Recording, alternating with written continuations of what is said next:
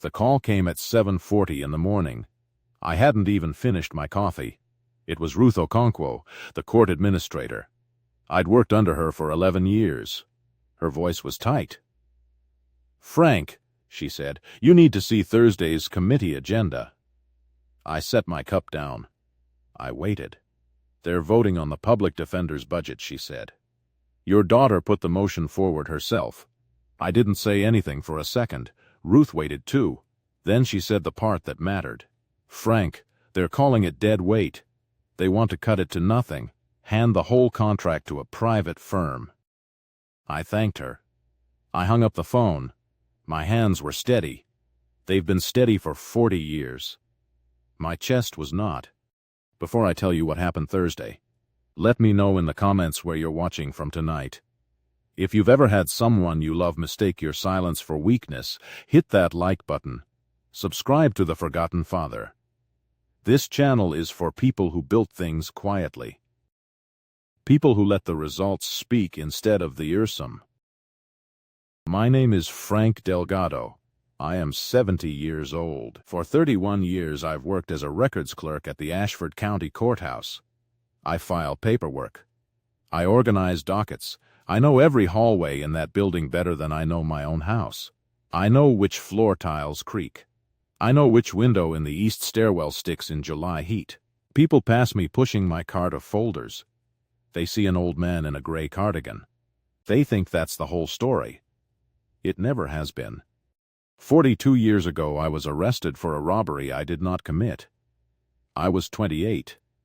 I worked 2 jobs to keep food on the table. I had a wife, Carmen, and a baby daughter named Renee. The evidence against me was thin. But I was poor. I was the wrong color in the wrong part of town at the wrong time. The system moved fast when it wanted to. I sat in a county cell for 4 months before I ever saw a jury. Carmen visited every single Sunday with Renee on her hip. She never once said the word divorce. She never once looked at me like I might actually be guilty. That kind of faith is a heavy thing to carry when you don't yet know if it's deserved by the outcome. The public defender assigned to me was 26 years old. Her name was Miriam Okafor. She graduated top of her class. She could have taken a job at any firm in the state. Instead, she worked 80-hour weeks defending people like me. Her salary barely covered her rent. She believed me from the first day, not because I told a good story, because she actually read the file. She found the holes everyone else was too tired to look for. She found a witness who'd been coached by a detective eager to close the case fast. She found a timestamp on a gas station receipt that put me 40 minutes from the scene. She took my case apart piece by piece. She put the truth back together in front of that jury. There was a night, 3 weeks into the trial, when I almost told her to stop fighting. I remember it clearly. I'd been in that cell so long I'd started believing the version of me the prosecution was selling. A tired, guilty man who'd run out of fight. I told Miriam I wanted to take whatever plea they'd offer. Just to end it. Just to stop Carmen from having to sit through one more day of testimony against me. Miriam sat across from me in that visiting room. She didn't argue. She didn't raise her voice. She opened her file instead and read me, line by line, every hole she'd already found in their case. Then she said one sentence I have never forgotten. "I don't need you to believe in yourself right now. I need you to let me finish the job." I let her finish the job. 3 days later she put the gas station clerk on the stand. He was an older man named Hector, nervous in a courtroom for the first time in his life. Miriam walked him through his receipt log, slow and patient, until the jury could see the math for themselves. 40 minutes. I couldn't have been 2 places at once. I watched 2 jurors' faces change in that moment. I watched the tide of the whole room shift. I was acquitted 6 weeks after my arrest. 6 weeks that saved my entire life. I went home to Carmen and my daughter. I got to watch Renee grow up. I got to walk her down the aisle at her wedding. I got to watch her become a lawyer herself, the thing I never got the chance to be. None of that happens without Miriam Okafor deciding a poor man's life was worth the fight. I never forgot what that fight cost her. She worked herself into the ground for people like me. She never made a dime doing it beyond her modest salary. She died at 51. Alone, worn thin by 30 years of thankless, underpaid work. Still filing motions for clients who couldn't pay her a cent right up until the end. When she passed, I made a decision. I had spent 3 decades quietly saving what I could from a clerk's salary. The county had also paid me a small settlement for the wrongful arrest. Years later, almost as an afterthought, the kind of check that arrives with an apology letter nobody bothered to proofread. It wasn't a fortune by big city standards. In a small county like ours, it was enough. I used every bit of it, plus what I'd saved for 2 decades after, to set up the Okafor Legal Trust. The trust funds the public defender's office, salaries, investigators, expert witnesses, everything a real defense needs and almost never gets in a county this size. I structured it so the county couldn't touch the funding without the trust's approval. I had seen what happens to programs like this when budget season comes around. Nobody in the room remembers why they matter anymore. Numbers on a spreadsheet replace the actual faces the numbers represent. I am the sole trustee. My name is on every filing. But I filed it under my full legal name, Francisco Xavier Delgado. For 30 years I've just been Frank the records clerk. Nobody at that courthouse ever put the 2 names together. That was always the point. I didn't want gratitude. I wanted the office protected long after I was gone. Renee doesn't know any of this. She was 3 when I was arrested. Too young to remember the cell or the trial. Carmen and I agreed early on. We would never burn her childhood on that story. We wanted her to grow up believing the world was fundamentally fair. We wanted her to have the confidence to go out and make something of herself in it, unburdened by her father's worst 4 months. She did exactly that. She went to law school on scholarship. She graduated with honors. Now she works at Bramwell and Kessler, one of the biggest corporate firms in the state. She calls twice a month, usually on Sunday evenings, the same day Carmen used to visit that jail cell with her on her hip. I am proud of her career. I am proud of her, even when that pride gets complicated by the choices ambition sometimes demands. Thursday morning I put on my regular cardigan, the same one I wear every day, gray, a little thin at the elbows now. I walked into the county bar committee hearing room like I have 100 times before, pushing a cart I didn't actually need that day. Just an excuse to be there. Nobody expects me to sit in on these meetings. I usually deliver the docket folders and leave within minutes. This time I stayed in the back row, in the last chair by the door where nobody thinks to look twice. Renee stood up front in a sharp navy suit. She held a printed slide deck, the kind with a firm logo in the corner. She looked confident. She looked like exactly what she'd worked so hard to become. She began her presentation, and I watched my own daughter argue that the public defender's office had become, in her words, an inefficient legacy expense that no longer reflects modern caseload realities. She proposed dissolving it entirely. She wanted to route all indigent defense through a private contract firm called Halvorson Advocacy Partners, a firm that had just signed a referral partnership with Bramwell and Kessler. Her own firm stood to profit directly from the very cut she was proposing that afternoon. She called the public defenders overworked and underfunded. That part was true. Then, she used that truth as a reason to cut them further, instead of funding them properly the way any reasonable person might. She said the office survived on, quote, outdated philanthropic patchwork the county can no longer rely on. She did not know she was describing the trust her own father built with his life savings. She did not know she was standing in the exact hallway where a tired young lawyer once saved her father's life for free.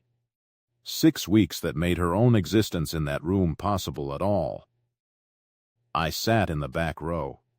I listened to my daughter dismantle, piece by piece, the only reason she had a father to be proud of at all. A committee member near the front, a retired teacher named Bill Hausman, asked a fair question about caseload numbers. Renee answered smoothly, citing statistics that were technically accurate and completely missing the human weight behind every single one of them. I have filed those case files myself for 31 years. I know what those numbers actually represent. The committee chair was a woman named Dolores Vance. She'd known me for a decade, mostly through routine paperwork, a friendly nod in the hallway most mornings. She opened the floor for questions. Then, almost as an afterthought, checking a procedural box more than expecting an answer, she said, "Before we vote, I want the record to reflect testimony from the trust that currently underwrites this office. Is a representative from the Okafor Legal Trust present today?" The room went quiet. Renee looked around, confused. She assumed no one would answer. She assumed the trust was some faceless foundation that operated entirely by mail, the way most people assume charitable trusts work. I stood up from the back row.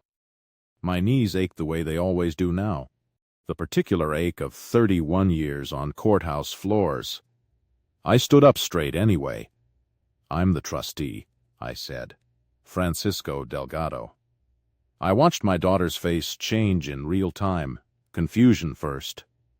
Then recognition, the slow kind that arrives a half-second too late. Then something that looked like the floor dropping out from under her.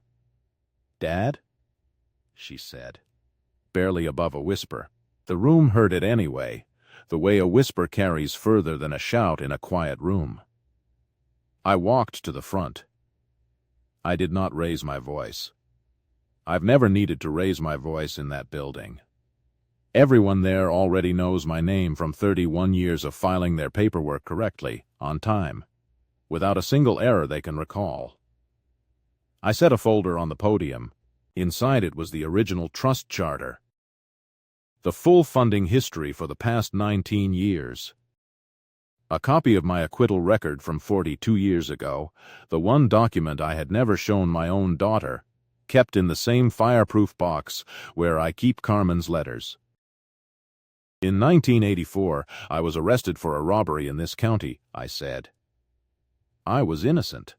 A 26-year-old public defender named Miriam Okafor believed me when almost no one else did. She spent 6 weeks proving it. Because of her, I went home to my wife and my baby daughter instead of spending my life in a cell. I looked at Renee. She had gone very still, the kind of stillness that comes from a body trying to process too much information too fast. That baby daughter grew up to become a very good lawyer. I am proud of her every single day, but the office she is proposing to gut this afternoon is the reason she had a father at her law school graduation at all. I explained the trust. I explained why I structured it the way I had, so that no committee, in any budget season, in any political mood, could quietly strip the funding without a full public accounting of exactly what they were cutting and why. I did not raise my voice once through any of it. I was not angry. I did not need to be. The facts did the work I had spent 30 years preparing them to do. Quietly, in the dark, waiting for a day like this one. Dolores Vance called for the vote. The motion to dissolve the public defender's office failed, 6-1. Bill Hausman voted against it without hesitation and told me afterward he'd suspected something felt off about the whole pitch from the start. Only Renee voted in favor. She told me later she barely remembered raising her hand. She said it felt like her arm moved on its own. Out of pure shock, muscle memory finishing a motion her mind had already abandoned. She waited for me outside afterward. In the hallway with the wooden benches, the same hallway I have swept and filed paperwork in for 3 decades. The same hallway where I once waited, 42 years ago, for a jury to decide if I'd ever see my daughter grow up at all. Her navy suit looked less sharp now. It looked more like armor she wasn't sure how to take off anymore. "Why didn't you ever tell me?" she asked. "Because I didn't want you to carry it," I said. "I wanted you to believe the system worked. I wanted you to have that confidence going into a career where you'd need it every single day. I almost destroyed the only reason it worked for you," she said. Her voice cracked on the last word, and for a moment she looked exactly like the 3-year-old on Carmen's hip in that jailhouse visiting room, though she has no memory of ever being her. I told her the truth. Plainly, the way I've told the truth in that building for 31 years. I told her Miriam Okafor never once asked for gratitude in her whole short life. She only ever asked that the people she saved go out and do some real good with the life she gave them back. I told Renee that if she wanted to actually honor what happened to me, the way to do it wasn't guilt. It was going back into that committee room, fighting for indigent defense the way a tired 26-year-old once fought for a stranger she'd never met before that first case file crossed her desk. She didn't answer right away. 3 weeks later, she resigned from the referral partnership with Halvorson Advocacy Partners. She told the partners at Bramwell and Kessler she had a conflict of interest she should have disclosed from the very start. It cost her a promotion track she'd been working toward for 2 years. A fact she never once mentioned to me directly. I only found out from Ruth, who saw the paperwork cross her desk one afternoon and called to tell me. Her voice full of something close to pride on my behalf. She started taking 2 pro bono cases a year through the public defender's office. Off the books. Unpaid, the same way Miriam once did for a stranger named Frank Delgado. She doesn't talk about it much. She doesn't need to. I see the case files sometimes when I'm filing dockets, her name listed as co-counsel, no fanfare, no press release, just the actual work sitting quietly in a folder like everything that matters most in that building. Last month she asked if she could see the acquittal file. The real one, not the summary I'd shown the committee that day. I brought it home instead of leaving it locked in the courthouse. We sat at my kitchen table, the same table where Carmen used to grade Renee's homework decades ago, and we read through it together.